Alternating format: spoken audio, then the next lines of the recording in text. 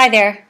I was going to put this into a written blog post, but I realized that I haven't done a vlog in a while, and I'm lazy, and vlogs are easier for me anyway.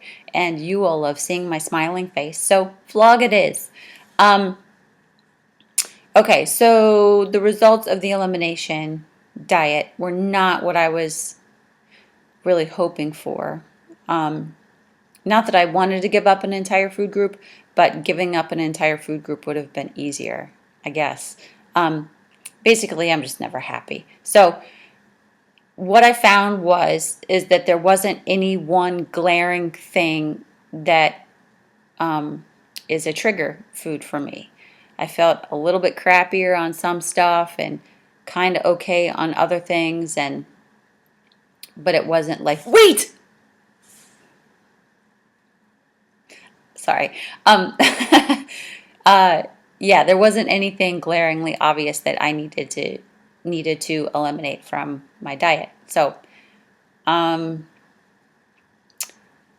this whole process has kind of taken the joy out of eating for me, which is a bummer because I really like to eat, which I guess is part of the problem.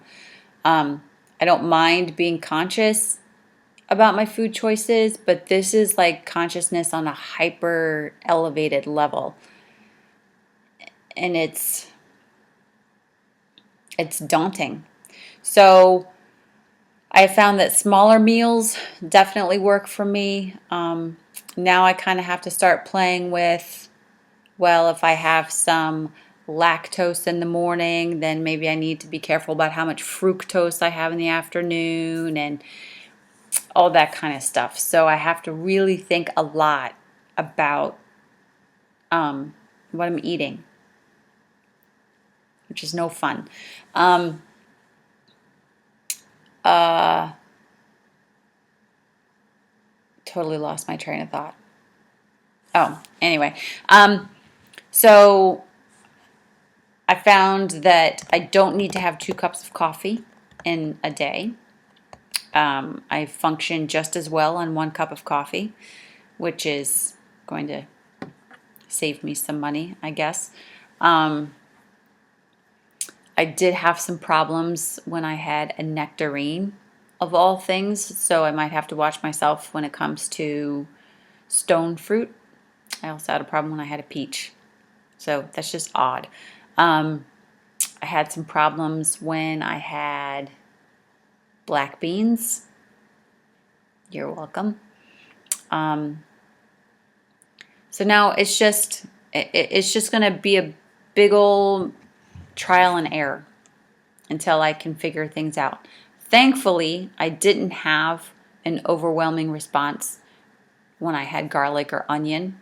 Oh my gosh, my life without garlic, I just can't even. Um,